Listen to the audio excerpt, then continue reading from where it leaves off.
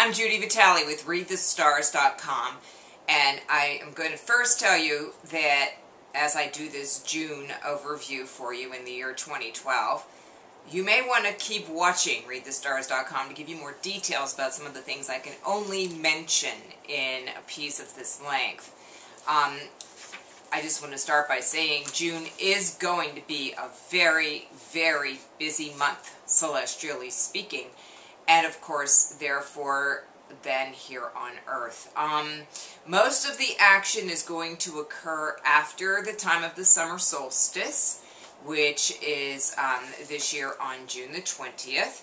And, you know, we're just going to have to really try to hang in there and keep trying to move forward despite the gigantic forces that are going to be coming at us. I would start chronologically during any other month, but because this one is so momentous, I am going to start with talking about the biggest event that's going to occur, or perhaps the biggest time period.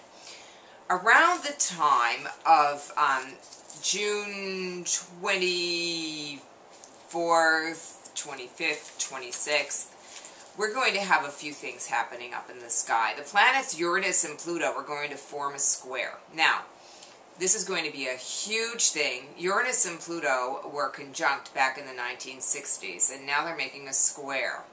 So they're going to tell us what we have based on what happened back in the 1960s and how we've built upon it since then. There will be extensive analysis of this on ReadTheStars.com, but I'm just going to feed you that much. And let's just say also, Pluto is transformation, a complete change, a breakdown of what we have, and Uranus is change no matter the cost. So I look for there to be motion, both geological as well as social and economic during this time period. So we have that happens on a Sunday, and then the day after that, we have the planet Saturn going direct after its long retrograde period, and this can bring about a change, a moving forward of things that have kind of been in the background for a little while.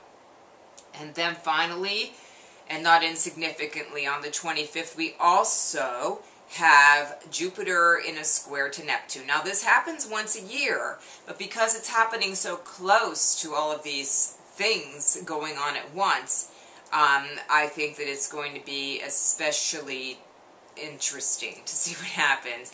Jupiter and Neptune have to do with the idea of inflation of ideas and things that may or may not actually exist. They can also indicate a very optimistic or overly optimistic view of something that is spiritual. So let's just see what happens.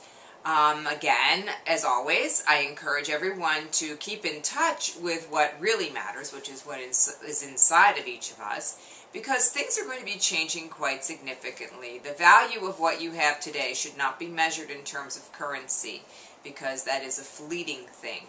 I think that we need to value what we have in terms of our own development and our growth toward being the best possible beings.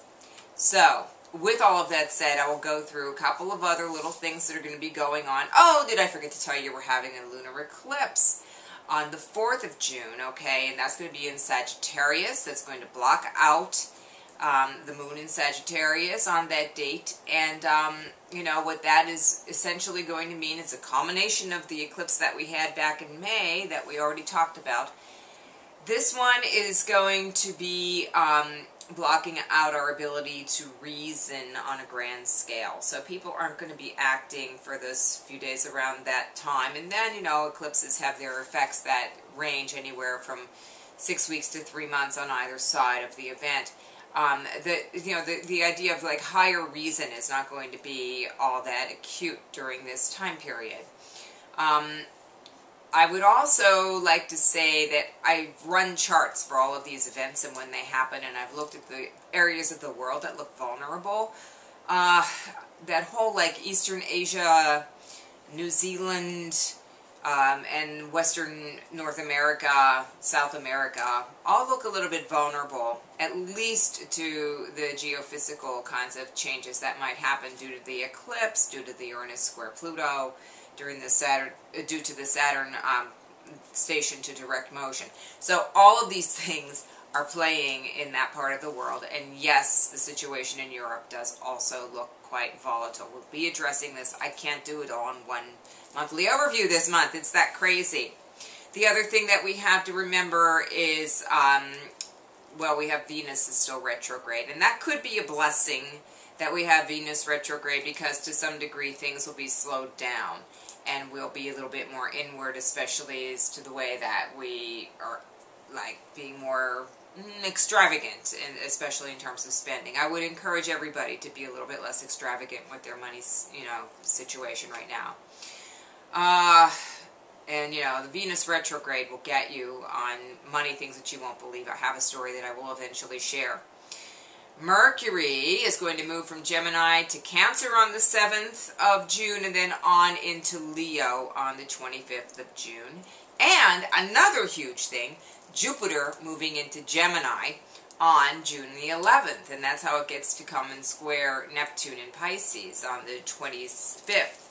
So Jupiter in Gemini is going to bring a whole other flavor, a whole other, kind of expansion of the idea of connecting with other people. There could be some discoveries and some new devices and technological advances, and there can also be a lot of talking and a lot of BS. Gee, in an election year, how could you imagine that?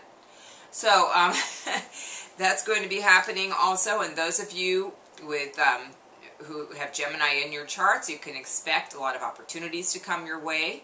We'll be discussing this. There will be like a separate article and a separate video on Read the Stars about this. And then finally, we need to look out for the time, early July, when we're going to have a couple of things going on, not the least of which will be the Sun, which has just had the summer solstice, moves in to kind of hit off that square between Uranus and Pluto. That's going to be an interesting time. That's in July, but I'm telling you about it because June, and especially the first few weeks of it, are going to be about preparing and really getting inside ourselves and understanding that what we have in our hearts and in our souls is what really matters. And when we keep that pure and good, we can take on anything and come out on top. I wish you a very good June. Have some fun, too. Get out there and enjoy the summer weather if you're in that kind of a climate. And if you're on the other side of the world, then enjoy the change in season there, too, because it's all about understanding that we have to live in different situations as the seasons change. And this is going to be a very big change in seasons for our civilization. Much more later. If you want to contact me, please do so at Judi, Judi, at readthestars.com, or call in by clicking on private readings, private video readings on the webpage, and you can fill out your information and initiate the process for a 5 to 7 minute video reading, very similar to this, but just for you, for $19.95 US. Okay? Thanks very much, and have a great June.